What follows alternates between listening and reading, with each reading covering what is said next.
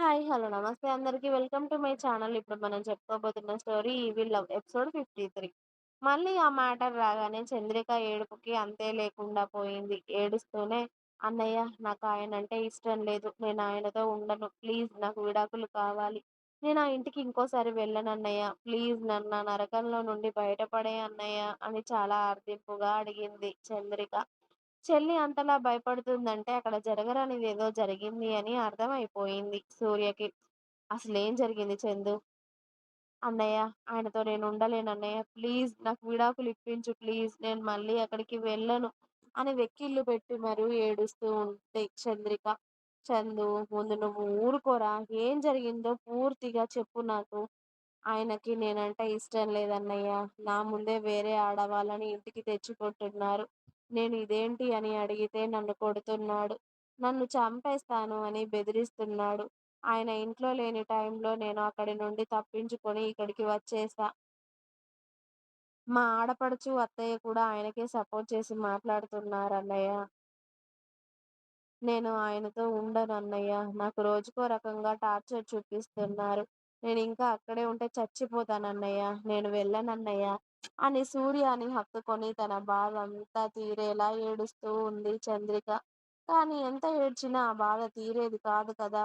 ఏదైనా మనకిబ్బంది ఎదురైతే మన భర్తకి చెప్పుకుంటాం. అదే మన భర్తనే మనల్ని ఇబ్బంది పెడితే ఎవరికి చెప్పుకుంటాము?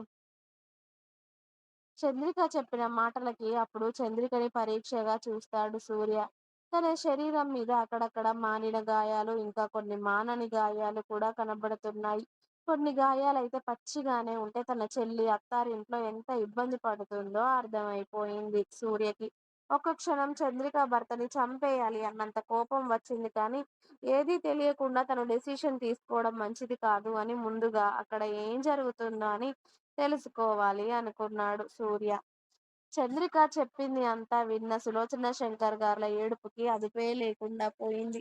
కూతురు అత్తవారింట్లో ఎంతో సంతోషంగా గడుపుతుంది అనుకున్నారు.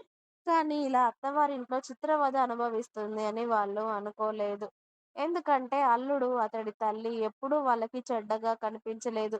వీళ్ళ ముందు ఎప్పుడూ మంచిగానే నటిస్తారు. కానీ తన కూతుర్ని ఇంతటి బాధకి గురి చేశారు అని వాళ్ళు కలలో కూడా ఊహించలేకపోయారు.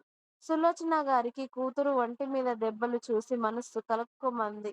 వెంటనే లేచి చంద్రికని హత్తుకొని, ఇంత బాధ ఎలా అనుభవించావు తల్లి? వాడలా చేసినప్పుడే నువ్వు మన ఇంటికి వస్తే అయిపోయేది కదా!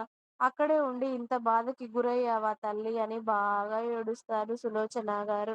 నేనిక్కడికి వచ్చేస్తాను అన్నందుకు నన్ను 2 రోజులు రూమ్‌లో వేసి బయటికి రానివ్వలేదమ్మా వాళ్ళు. నేనింకా అక్కడే ఉంటే నన్ను చంపేసేవాళ్ళు. అందుకే వాళ్ళకి తెలియకుండా వచ్చేశాను. అని ఏడుస్తున్న కూతురికి ఏం చెప్పి ఓదార్చాలో తెలియలేదు ఆ తల్లిదండ్రులకి, అన్నయ్యకి. పెళ్లి చేసే అప్పుడు తను నా ప్రాణం, తన కాలికి మట్టి అంటకుండా చూసుకుంటాను అని ఎన్నో ప్రమాణాలు చేసిన అతడు, ఇప్పుడు తమ కూతుర్ని ఎంత ఘోరంగా హింసించాడో తెలుస్తూ ఉంటే వాడిని అక్కడికక్కడే నరికి చంపేయాలి అన్నంత కోపం వస్తుంది ఆ ముగ్గురిలో చంద్రికని చూసి. సూర్య, మనమే వాళ్ళ ఇంటికి వెళ్దామా? లేక వాళ్ళని ఇక్కడికి పిలిపిస్తావా? నా కూతురు మళ్ళీ ఆ గడప తొక్కడం నాకిష్టం లేదు. ఆ విడాకులేవో త్వరగా వచ్చేలా చెయ్యి. నా కూతురికి ఆ బాధ నుండి విముక్తి కలిగేలా చేయరా? అని సులోచన గారు అమ్మా! నేనవన్నీ చూసుకుంటాను. మీరిక బాధపడకండి. చందు అని చంద్రికని దగ్గరికి తీసుకొని, తల్లి ఇక నువ్వెక్కడికి వెళ్ళనవసరం లేదు. నీ ఇంట్లోనే ఉంటావు. సరేనా? వాడితో నీకెలాంటి సంబంధం లేకుండా నేను చూసుకుంటాను. ఇంకొకసారి వాడు నీ జోలికి రాకుండా నేను చూసుకుంటాను. సరేనా? నువ్వివన్నీ ఆలోచించకుండా వాడి గురించి మర్చిపోయి ఇంతకు ముందులా ఉండరా? నిన్నిలా చూస్తూ ఉంటే మాకు చాలా బాధగా ఉంది. నువ్వింతకు ముందు ఉన్న మా చందులా మాకు కావాలిరా. అక్కడ జరిగిన విషయాలు అన్నీ మర్చిపోయి మాతో హ్యాపీగా ఉంటాను అని చెప్పరా? అన్నాడు సూర్య. చందు సూర్యుని పట్టుకొని నేను పడ్డ బాధలు మర్చిపోవడం చాలా కష్టం అన్నయ్య. వాడి గురించి మీకు తెలియదన్నయ్య. వాడు నరరూప రాక్షసుడన్నయ్య.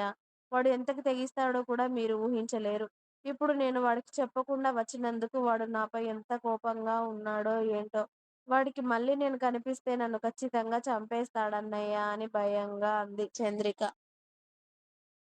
నేనుండగా నా చెల్లి మీద చేయి వేసే దమ్మెవడికుందిరా? వాడిక్కడికి వస్తే మాత్రం ప్రాణాలతో తిరిగైతే వెళ్ళడు. నువ్వు వాడి గురించి పట్టించుకోకు. మీ అన్నయ్య మీద నీకు నమ్మకం లేదా? అని అడిగాడు సూర్య. ఉందన్నయ్య. మరి వాడి గురించి ఆలోచించకుండా ఉండమ్మా. మిగతావన్నీ నేను చూసుకుంటాను. ఏ బాధ నీ దరికి రాకుండా, చేరకుండా నేను కాపాడుకుంటాను తల్లి నిన్ను. నువ్వక్కడ వాడితో సంతోషంగా ఉన్నావనుకునే నేనిన్ని రోజులు భ్రమలో ఉన్నాను. వాడలా చేస్తూ ఉన్నప్పుడే మొదట్లో నాకొక్కసారి ఫోను చేసి చెప్తే నీ జీవితం ఇక్కడి వరకు వచ్చేది కాదు కదరా! నువ్వింత బాధకి గురయ్యేదానివి కాదు కదా! ఎందుకమ్మా మాకు చెప్పకుండా దాచావు అని అన్నాడు సూర్య. ఆయనే మారతాడు. మారి నన్ను మంచిగా చూసుకుంటాడని నేను వాడిని నమ్మానన్నయ్య. కానీ నన్ను వాడు చాలా మోసం చేశాడు. వాడు చేసిన పనులు నీకు తెలిస్తే వాడిని ఇప్పటికిప్పుడే నువ్వు అడ్డంగా నరికేస్తావు. వాడు చేసిన తప్పులు 1, 2 కాదన్నయ్య. చాలా ఉన్నాయి అని చెప్పింది చంద్రిక. ఇంకా ఉంది. మీకు నా స్టోరీస్ నచ్చినట్టయితే ప్లీజ్ లైక్ చేయండి. అలాగే ఛానల్‌ని తప్పకుండా సబ్స్క్రైబ్ చేయండి ప్లీజ్.